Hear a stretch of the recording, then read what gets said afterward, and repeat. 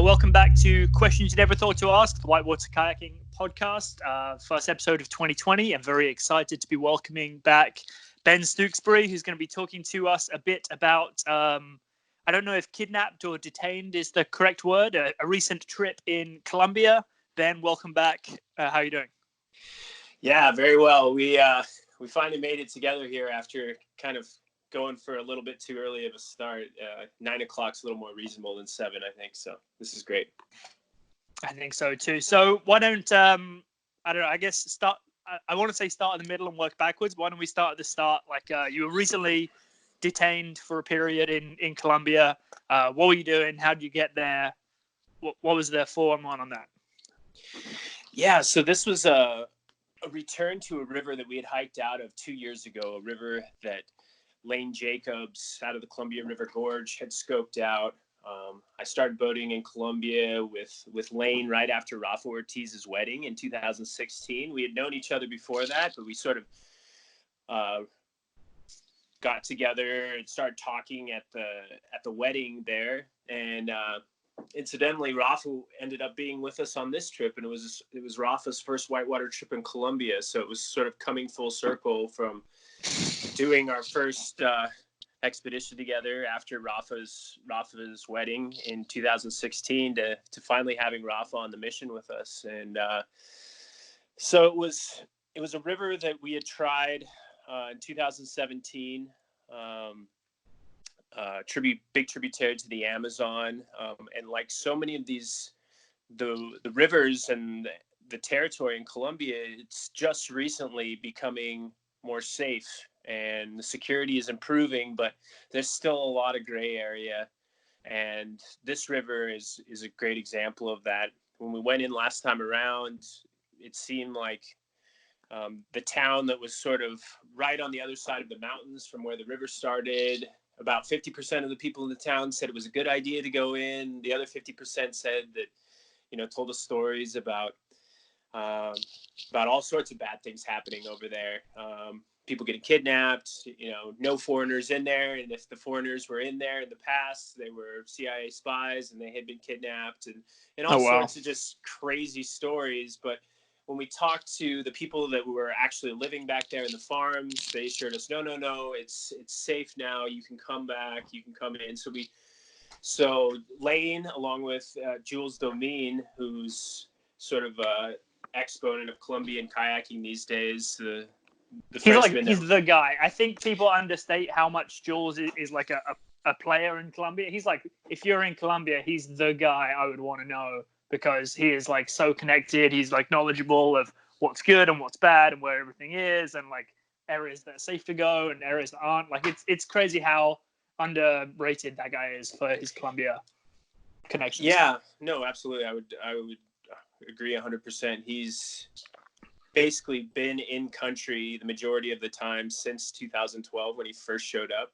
So he's 8 years on the ground, and 5 years with Expedition Colombia, his rafting company on the Samana. So absolutely, you're right. He's the guy who's got his finger on the pulse, and he's the guy that I've been to most of these far-flung places with recently. He wasn't on this particular trip because he was out in the Amazon on this crazy Amazonian Icons mission where they're sort of blending whitewater with this sort of one-of-a-kind cultural experience that exists out in the Colombian Amazon. So really looking forward to seeing what he comes up with on that end, but it meant that he wasn't with us on this particular trip. So in that way, we were so stoked to have Rafa along because, of course, he is a native Spanish speaker and otherwise just super calm and amazing personality to have with you when you're in a place that's,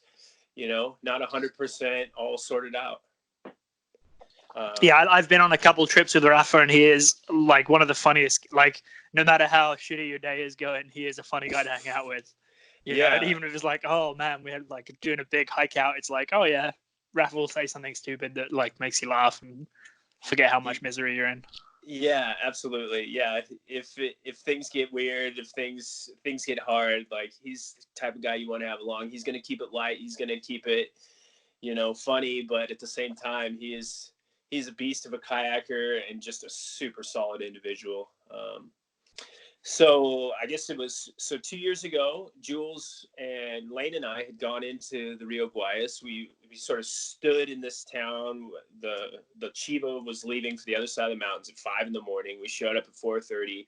Still didn't have our boats on the bus and still weren't 100% convinced that we should go in the first place. And like I said, after talking with and speaking with the driver and the locals that live on the other side, we decided to get on the Chiva.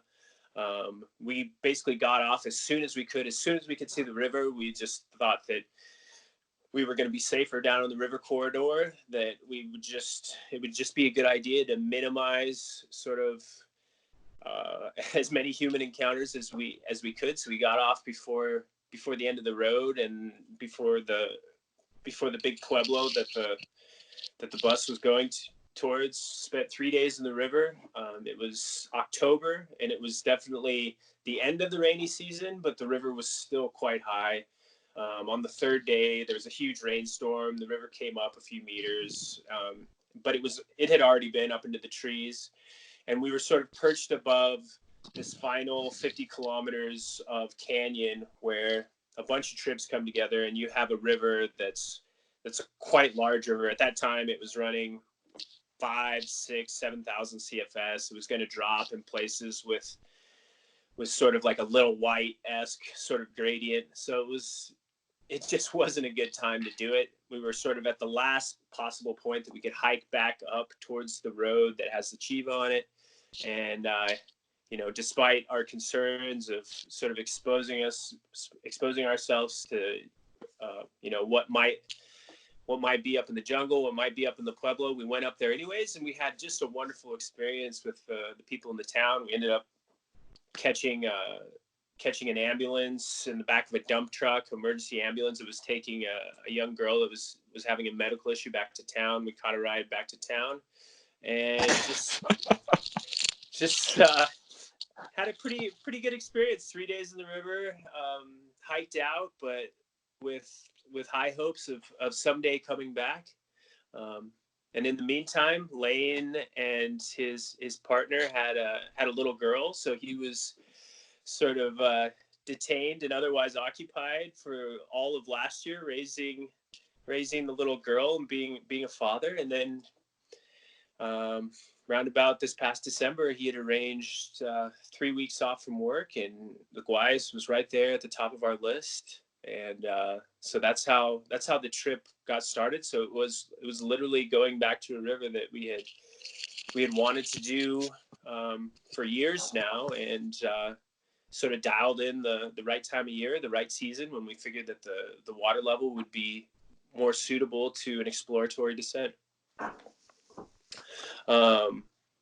So that kind of sets the scene for us, so people know we're trying to come back to this Guayas River. You're in for like the completion part, if you like, right? And that kind of fast forward to 2019. Yeah, so fast forward to 2019, we had run a headwater stretch of the river. In terms of the completion, yeah, it was really just the actual attempt on the river itself. We had run, like I said, the headwaters portion of the river, a headwater stream of the river, but where the river really gets together and becomes an actual river, we had hiked out. So we were looking at the full stretch of the river and certainly zeroing in on that bottom stretch of the river. Like I said, we had Rafa come and join up with us, and right off the bat, things were interesting for us in Colombia. We had a snafu. Our fixer in Colombia got robbed, apparently, according to him.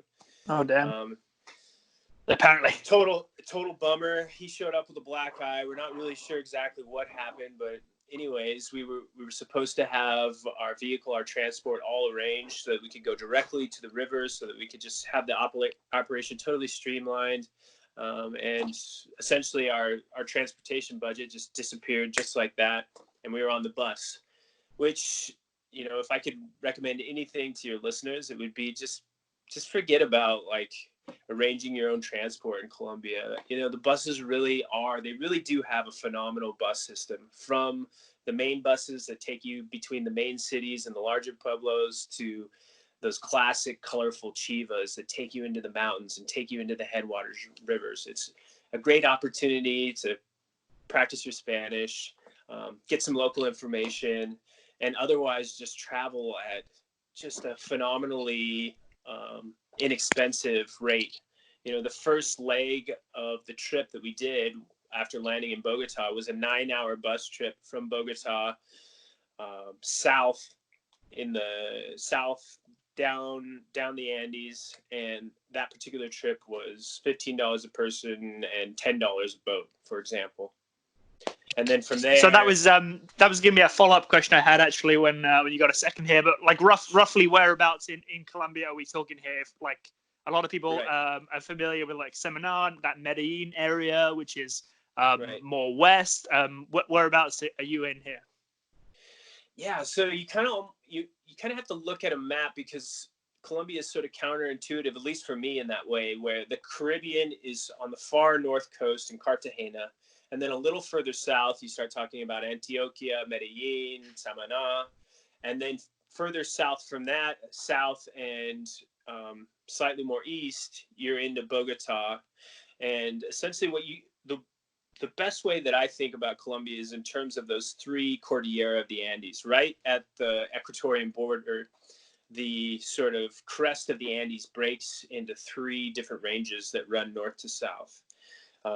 On the far sort of northwest side, west northwest side, you have the Pacific Ocean and the Andes draining into the Pacific.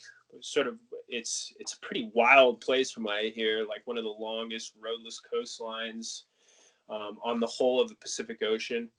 And then within these two ranges, the first two ranges going sort of to the east, you have the Cauca River, which is one side of Medellin. And then on the other side of Medellin, you have the Magdalena River. That's where the Samaná drains. And that's where Bogota is sort of perched on the eastern side of the Magdalena River. And then to the east of that is your Orinoco and your Amazon basins. And so where we are is south of Bogota, down the Magdalena Valley, going sort of towards Ecuador. But then once we get, like I said, about 9 hours south of Bogota, we hop on a chiva, go up to the crest of the Amazonian-facing Cordillera of the Andes, pop over, and the Guayas is actually draining down into the Amazon basin, forming the headwaters of the Caguán, the Caquetá, which eventually comes the Amazon. Yeah, and, I'm looking on a map right now actually, because I was unsure about it. But yeah, that is remote out there. Like, if people are following along, look on Google Maps. Like, once you go south of Bogota, they're like, the amount of roads goes into like, I don't know, a tenth maybe, versus going north or going towards the coast.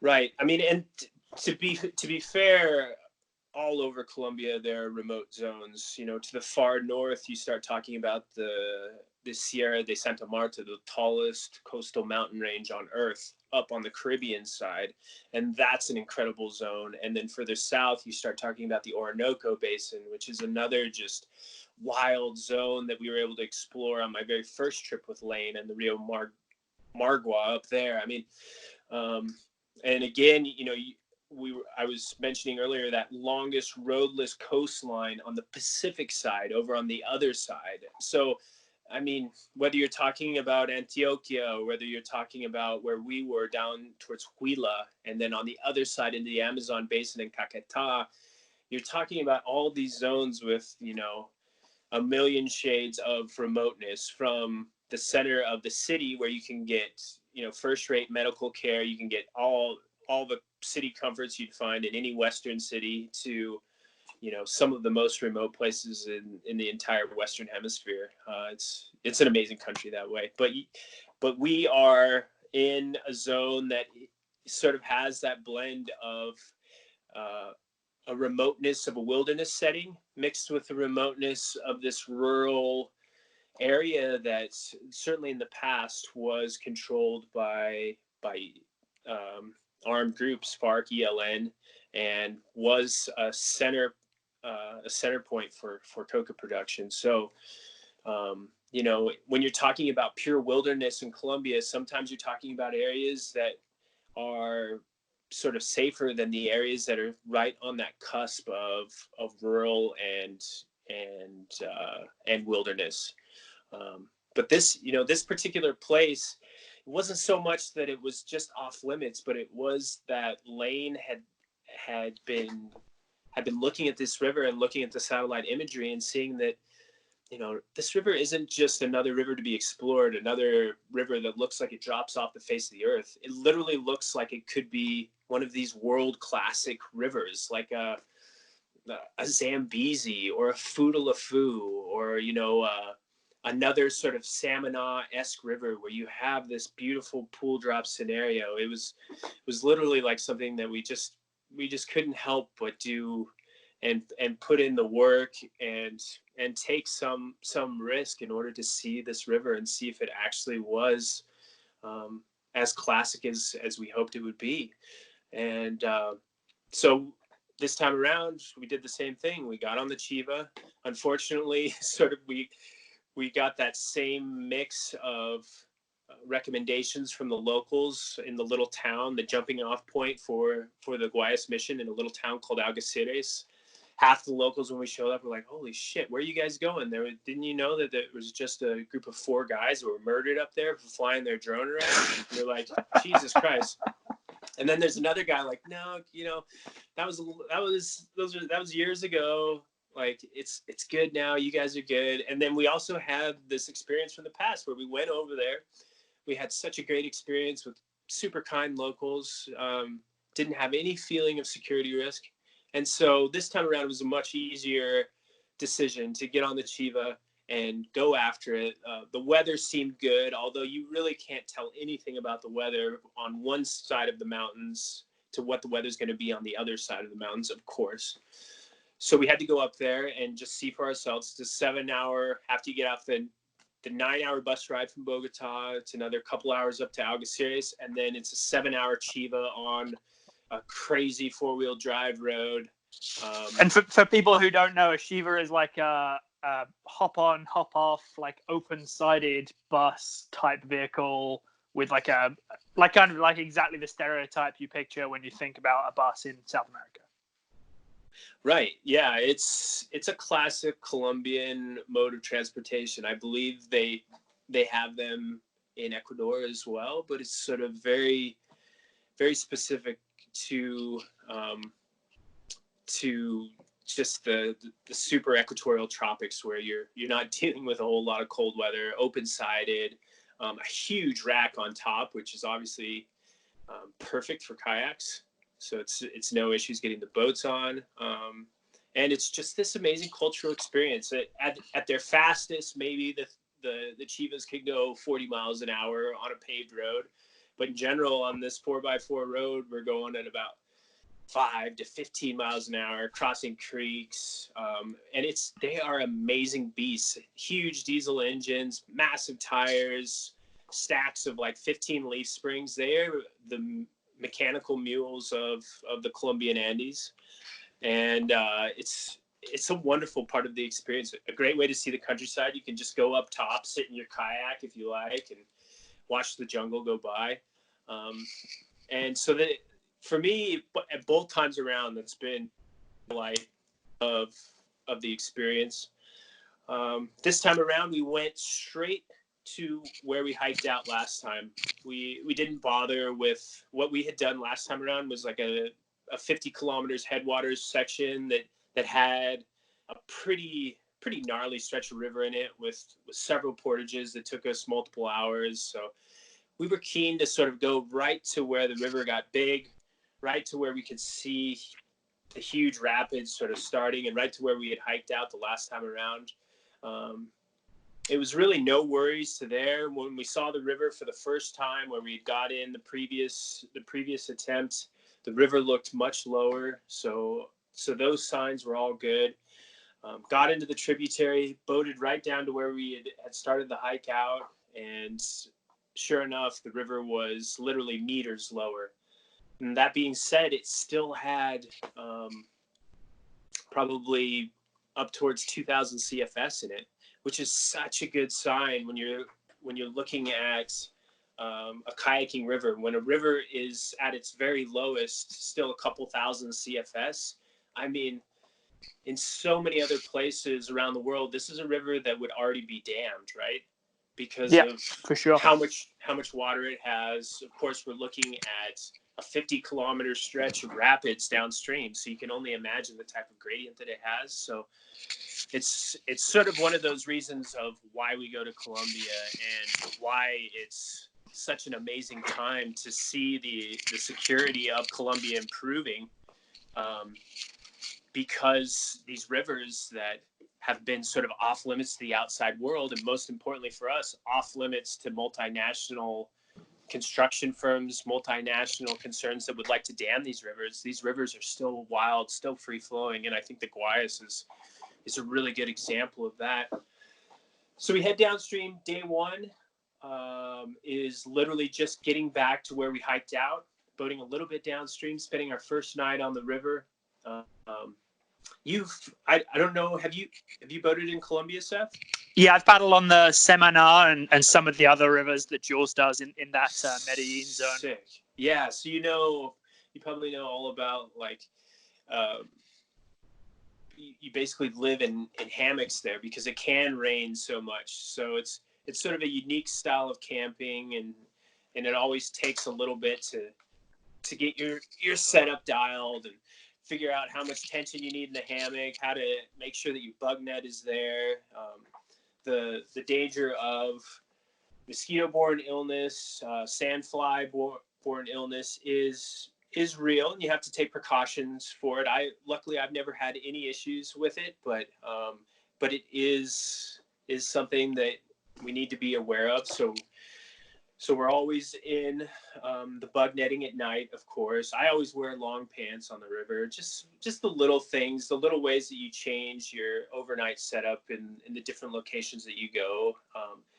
But when you do those little things, overnighting in Colombia can be just so incredibly comfortable, and with the warm nights.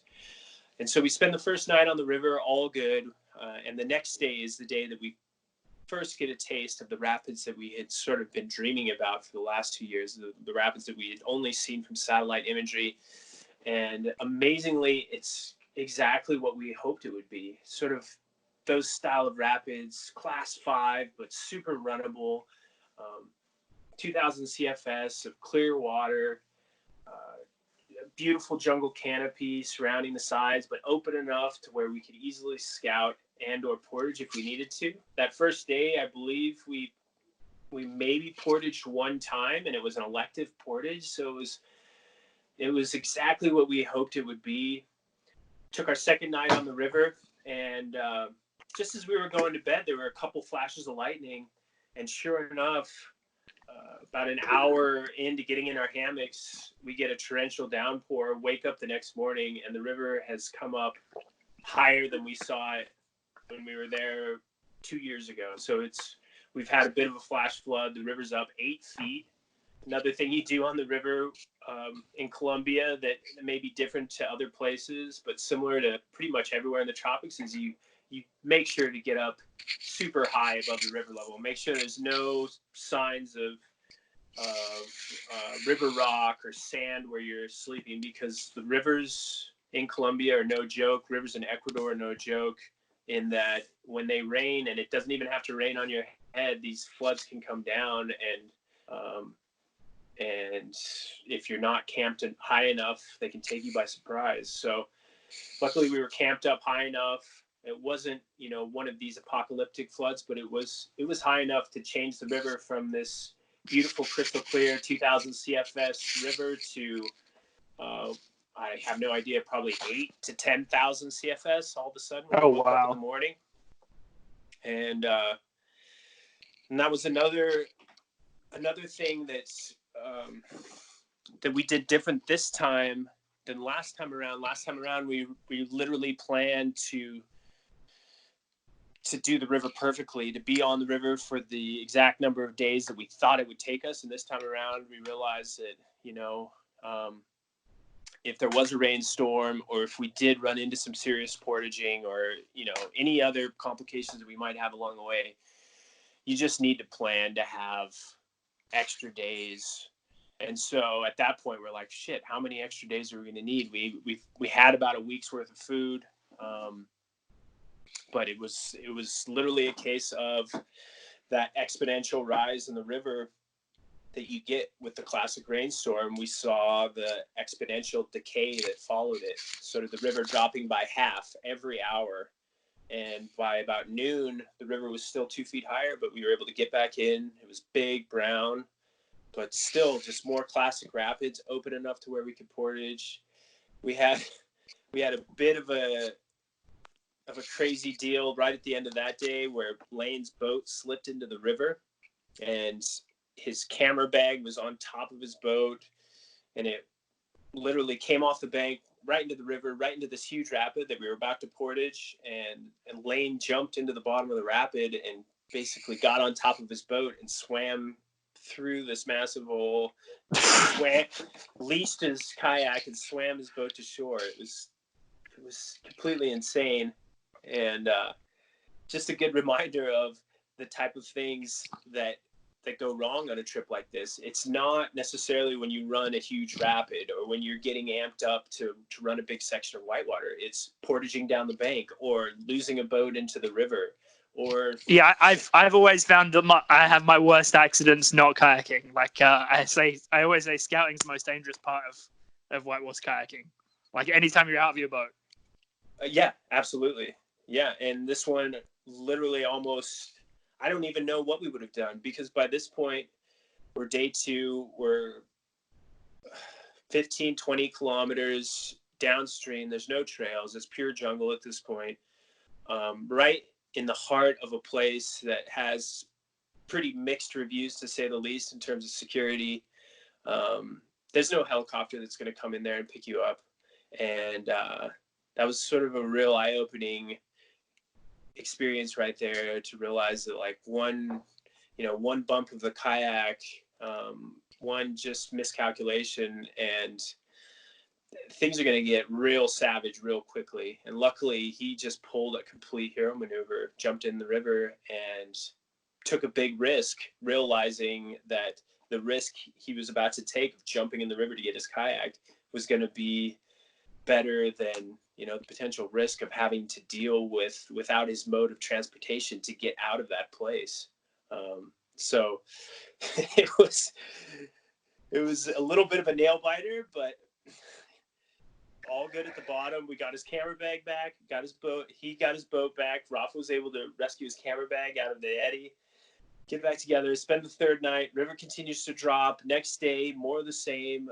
I mean, I can't tell you that how many first descents, of all of these first descents that I've done, so few are rivers that you think, wow, this could be a classic river. I mean, just a fraction of those. And this Guayas was literally turning into one of the best rivers that I've ever done. Just continuous class 4, 5, like I said, open, the beautiful terrain, the beautiful jungle all around, fresh water pouring in from all sides, the river continuing to grow in size from tributaries, but the rainstorm that had made the river flood was obviously dissipating as the river sort of regained its clear color. By day 5, I was 100% sure that this was going to be literally like the next, I don't even know what river is to compare it to, other than literally like a lower volume Stikine or something like that. Like just a river that is so classic, but cutting edge enough to be to attract the world's best boaters, for all boaters to put on their bucket list. At that point, we were about 10 kilometers only above where we were going to take out, where there's a road on the Amazonian side that crosses the river before it heads out into the Amazon basin and gets flat. And it was just at that point that we finally started to see agriculture again from where we had left the road back up on the Andean side of the river. To there, it was literally just a pure jungle corridor. And all of a sudden we started to see the fields. Blaine looked up and said, yeah, that's coca. That's cocaine. We better, let's try to move quickly through there. But this is a point too where it was sort of unlike other rivers in that the rapids were actually getting bigger and steeper as we went downstream. And so we were taking a bit more time as we were moving through this section, spending all day literally scouting, doing a few portages and running huge rapids that were only getting bigger. In fact, the biggest rapid that we ran on the whole river was the very last rapid before we camped on night 5. And just as we were putting up our hammocks, we were just so elated, really, by what we had seen, by the beauty of the river, by the fact that we were going to wake up on day 6 and run from what we could compare to what we had already run and what we could see on satellite imagery. We're going to be even bigger, and the biggest rapids of the whole trip, right to the bridge, like literally almost maybe 1 kilometer of moving flat water down to this bridge where we were going to take out. It was like, holy shit, a total dream come true. We just were not, we didn't appreciate where we were. We didn't appreciate the fact that we had just passed by coca fields, and within 30 minutes of coming into camp right at dusk, it's not like we camped with any daylight. We came in there at dark. There was a couple dozen guys that rolled right into our camp, surrounded us from all sides.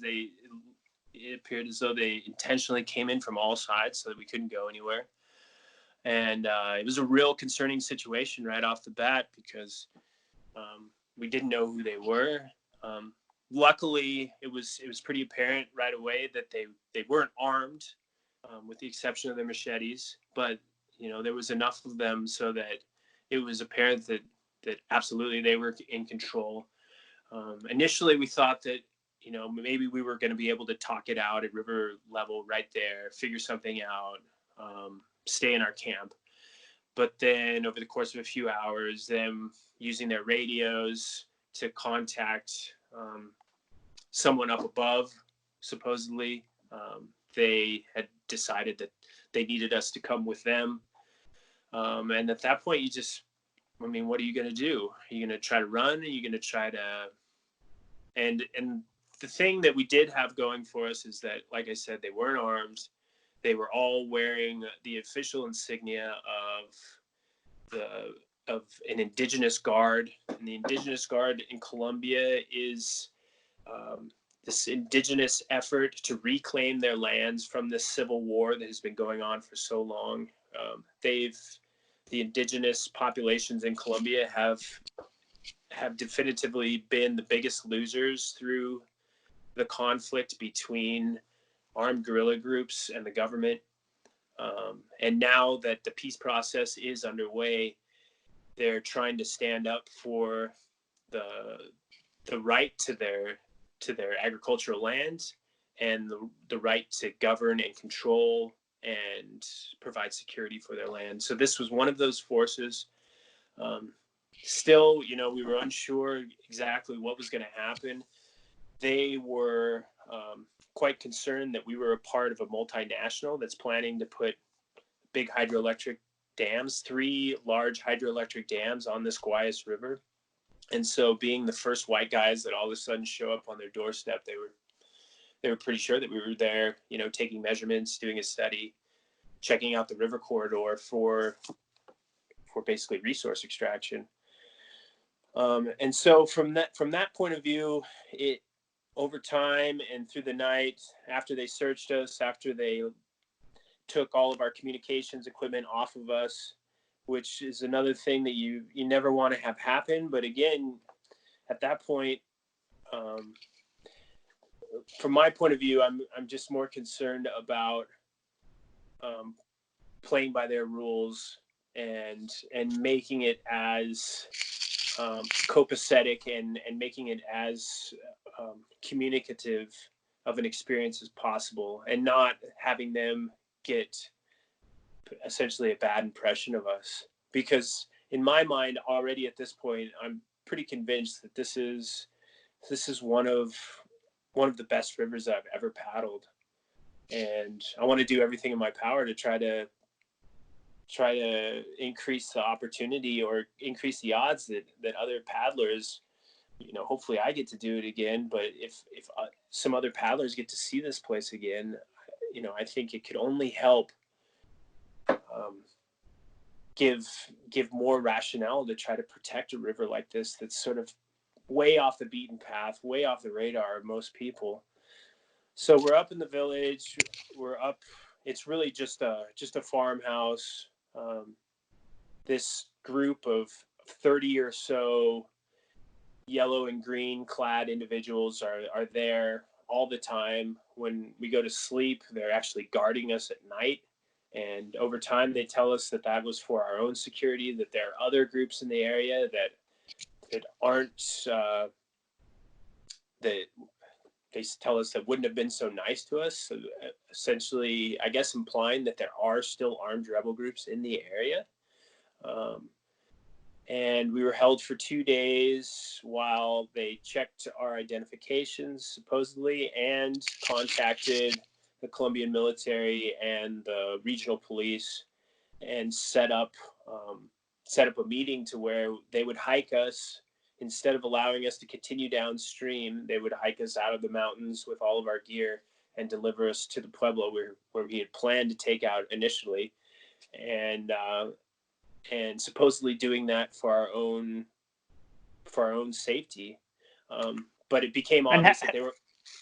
How many? Sorry to interrupt you. How many days and nights before they decided that they were going to walk you out to the town were you detained?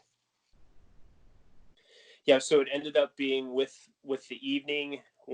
We spent 3 evenings up in the finca, and then on, I guess, what would be that, the morning of the fourth morning, the morning before the fourth evening, so the morning of day 3 or day 4, they ended up hiking us out to the village, giving initial before that.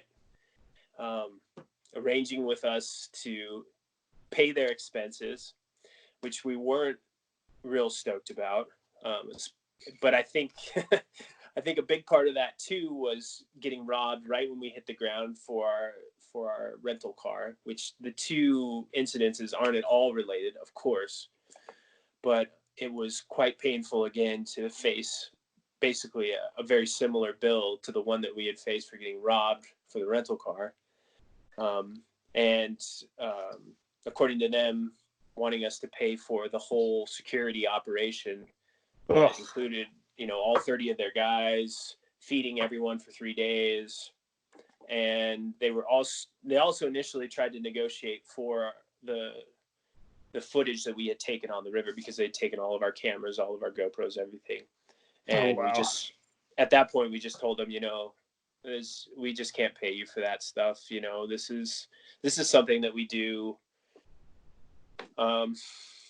really not for huge monetary gain. We weren't lying to them. Of course, Lane Jacobs, he's a registered nurse. Rafa and I are sponsored paddlers, but we're not getting rich off this. We're not making that much money. And so we were just honest with them in that way, and that, if they felt like they needed a bunch more money for our footage, then we weren't going to be able to pay them, and then just to go ahead and delete the footage if that's what they wanted to do. And we felt we had to just put our foot down at that point, because literally for us, paying a ton of money for the footage and potentially even setting a precedent in that way was just something that we weren't willing to do. And at that point, they did relent, and and we certainly appreciated that they gave us the footage back and didn't try to get more money out of us. I mean, at that point, it's understandable that they're gonna try to get some money out of us. You know, we understand that, and we're not gonna scream bloody murder. You know, we're not gonna try to say that we got robbed, and we're not gonna try to say that we got kidnapped either. We understand that the situation is extremely fresh following years and years and years of civil war in the area. We're also just so grateful for the opportunity to have made it down that river as far as we did. I mean, it really does sting that we didn't make it to the takeout, and that we missed probably, from what I could see, at least another half dozen rapids that were going to be at least as big as the biggest thing that we had gotten to run to that point. But in shelling out a couple $100 a piece, in making what I think was a pretty good first impression with a group that is absolutely controlling the bottom portion of that river, I really hope that we can continue to stay in touch with this group. Hope for the best for them. You know, they're in a tough situation because they're still growing cocaine, and by not growing cocaine, I'm sorry, growing coca, and producing the raw materials for cocaine, which just puts them in a dicey position with the government. It still puts them in a bit of a conflict with the government. And, you know, from my point of view, I can understand why they do it. You know, it's they're certainly not getting rich off doing it. I can tell you that much. It's a subsistence level farming operation, but it's drastically better than what they would be making growing coffee, for example. And you know, and they are an indigenous group. They do have certain rights that grant them autonomy when it comes to growing a crop in the Andes, which is native and which does have purposes in the indigenous communities. So all of that being said, it's just, I think that the biggest thing that I wanted to see from our side was just a real understanding of their circumstance, and in my communications with the outside world about, you know, what happened on this particular trip, as opposed to what happened back in 2016 on the Apaporis with Jules and Annual and Chris and Jesse Rice was totally different in this case, because the group was unarmed, and they have actual, not just perceived rights, but actual legal constitutional rights when it comes to governing their own land because of their indigenous status, which I think is an amazing thing, because it was obvious from the very first encounter that their main concern was not necessarily getting a couple $100 a piece off of us. You know, very obviously, they went through everything that we had. They saw all of our money, and that was another fuck up that we had going for us, because after we sort of lost the rental car, lost our own transportation, we packed everything with us, and we were just carrying way too much cash with us. I mean, that was just sort of a rookie maneuver on our part. But that being said, they knew how much cash we had. We had a lot more than just a couple $100 a piece on us, all told. And, you know, that with our cameras, with, you know, all of our other gear, we had a lot more to lose than just, you know, what they perceived as a just compensation for dealing with a situation that came out of the blue. So I guess, yeah, it was not ideal in the sense that we weren't able to finish the river, and we still a complete descent of the Guayas is still out there, frustratingly so. But in that cultural experience, and in absolutely negotiating with them for you know, not only our release, but for the potential for allowing kayakers to come come through their zone in the future, I think it was some kind of success. Yeah, I mean, really, it sounds like you're just, improving relationships with indigenous peoples of the Guayas river drainage, and third time is probably going to be the charm. I certainly hope so. I certainly hope so. So really, like, it could have been a lot worse, and relative to some of your other times in detention is not the right word, I guess, based on what you've said, but in your times being slowed down by indigenous locals, this one wasn't too bad. Yeah, in my experience, pretty much every time, very luckily so, we've been able to deal with these sorts of situations in a similar manner. Even with the armed FARC, the thing that really got crazy was when governments were contacted, when FBI was notified. There's no. I guess the FBI is the one in control in international affairs in Colombia for some reason. But when all of those like larger concerns got notified, and that's when that situation started to spiral out of control. And I'm not saying that it was the wrong thing that happened there. That was a crazy situation. But I am saying that even there, we were able to deal with our detainers, with our captors, and we were treated really well.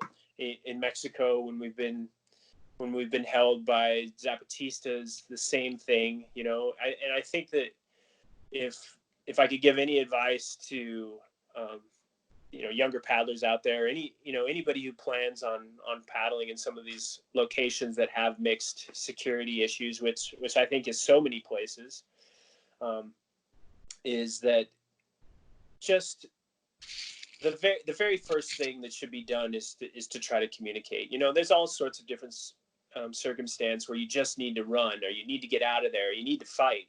I'm not saying that those are the wrong things to do, but I am saying that the first thing that should be done is to really try to understand the situation, and to not make it worse than it actually is. And I think that this was really just another good example of being able to deal with the situation by not getting into a hurry, and to have a few extra days to basically sit it out, wait it out, I think that's pay a few $100, which is no different than would happen if, say, you're driving down the road and you blow out your radiator. You have to think about it along those terms, and not try to take any of this personally, or think that it's unjust. I think. Yeah, I think that's the something I've been figuring out a lot more lately, is that skill to be able to just detach yourself from the situation, detach your ego, and just think about it, from an outside looking in, instead of this like emotional inward looking out. And you can get a lot more achieved, I think, than just being what a younger me would have done in the heat of the moment. It's important to get that detachment. You and me both, and still to this day, just with any relations, doesn't have to be with an autonomous indigenous group or an armed group, or it could be with your significant other, of course, right? Is just being able to take a deep breath and to deal with this situation just like any of the other multitude of uncontrollable, unintended, just like like I said, like a blown radiator. Yep. If we can treat you do, right? What can treat you life do? like it. Yeah, you can just try to deal with it, try to get it fixed, and try to stay as calm and as congenial as possible while you're sorting it out. All right, let's change gears just for a hot second. You had that new Jackson Zen 3 out there. How'd you like it? What was your Ben Stookesberry review? Yeah, so right off the bat, I was stoked on it. And right off the bat means that when it showed up in my mom's house in Denver, just before I was about to get on the plane to go to Colombia, I realized, wow, this is a step in the right direction for me. I like seeing the boat 8 inches shorter than what I was in previously, which was the medium Nirvana. I just feel like it's so much easier to fit on the plane. It's going to be less of a hassle there for transport on buses, that sort of thing. But I guess what people are probably most interested in is how is it in the water. And initially, I have to say that it does paddle quite a bit different than the Nirvana, and I was a little slow to sort of get the hang of it in that way, because I was sort of right into sort of the steep creek entrance to the Guayas and trying to pull off some of these powerful little boof moves by doing what I had done in the past in the Nirvana, which is sort of sit on the ass end of the boat, that big bulbous ass end, and boof. And a couple times right off the bat, I got whiplash getting back-endered. Granted, I had 8 days of food in the boat, food and supplies, which was another thing that I really liked, was realizing that the medium Zen for me was even easier to pack than the Nirvana, which the Nirvana was already light years ahead of so many other boats that I've seen, especially of other manufacturers, that this boat's even easier, I think, because it's wider. You can't fit a 2-piece breakdown in the back, but it's a wider opening, so it was much easier to pack. But I did have the back enders initially, so I moved the seat forward. And after 5 days on the Guayas, and we did another couple rivers, I did a first descent alone on a river, a couple drainages over from the Guayas. So by the end of that time, I was feeling just extremely at home in the boat. And really what was the most important change for me between the Zen and the Nirvana is just I can sit in that boat for long periods of time. I can sit in the Zen for long periods of time, as opposed to the Nirvana, and not have my legs fall asleep. And granted, I have size 12 feet. And so I think that's probably one of the big issues that I have with the Nirvana is just my feet, and getting sort of slightly tweaked so that my legs sit flat enough so they went to sleep. But just that comfort and just feeling like it feels like a sports utility vehicle for creeking and downriver running. Super agile. That was the other thing. The other big improvement for me over the Nirvana is that it just turns so much easier. That being said, it's obviously not as fast as Nirvana. Obviously, I mean, yeah, no, it is significantly slower. It's significantly slower, but I don't know if it's just my boating style. I appreciate it in some ways. For me, when I boat the Nirvana totally empty, I could feel it just get away from me. It was just voluminous enough and long enough and fast enough where I just come out of things like a rocket ship, and a little out of control, honestly. And in the Zen, I just feel like I'm in control, especially when I got myself back in the front seat. I started driving the boat again, because I don't know if maybe I was just doing it wrong, but in the Nirvana, I would just sit on that ass end and pull powerful strokes and just let it skip out of things. Whereas in the Zen, I realized that I had to start driving it. But God, just the way that it just zips in and out of the eddies, the way that I just felt in total control of the boat after, I kind of got myself dialed in. I'm super stoked on it. Cool. Okay, good to hear. I just wanted to hear your thoughts on it. I had one. I still have one, but I paddled it in Indonesia just before Christmas, and I really enjoyed it too. I left mine in Bogota at the guy's house who potentially robbed us. So I'm gonna just keep my fingers. Man. That thing's gone. I'm just gonna. Fuck. God damn. That's if you're lucky, Jules will get it and it'll get back to you. If that boat's gone, all that congenial shit I was talking about goes out the door, and I'm gonna launch a full-on guerrilla war campaign against that one dude. Against the one dude who I will not name now, but will soon name if anything happens to that boat. Well, if you have to come back on the podcast and name names, you call me. We'll figure it out. I'll spearhead that project. Right. Thanks for that. I might have to take you up on it.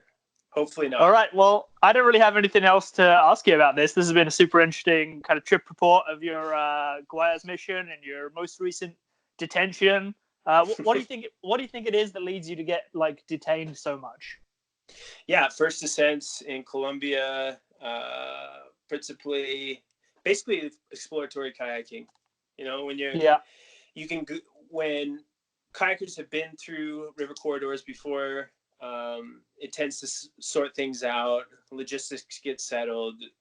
You know, people understand that we're not some nefarious multinational sect of manifest destiny types. That we're generally a pretty good crowd, and people are stoked to have us generally in their river corridors. But when you're sort of on the sharp end of opening some rivers up, it's the name of the game sometimes is international relations, spending a little time, sometimes unintended, with the locals, and just trying to sort the shit out, hopefully for future descents. In a lot of the cases, I think a lot of people appreciate that you have been kidnapped so much that they have had an easier time, you know. So I think on behalf of kayakers everywhere, you know, we'd like to say thank you very much for your time in captivity. Oh yeah, absolutely. No, I would do it. I'd do it again if I had the chance, for sure. Well, that's good to hear. Ben, where can people follow you on the social media if they're interested in your exploits? Yeah, you can just follow me at Ben Stookesberry with 2 O's. And yeah, thanks again for the opportunity to tell another story. Great. Well, thank you very much for telling us. Thanks everyone who's listening at home. Thanks for subscribing and leaving ratings and reviews on Apple Podcasts or Spotify or wherever you are listening to this. And finally, thank you very much to the people who support this podcast on Patreon. I really couldn't do it without you. So thank you so much. And I will see you in a future podcast. Peace.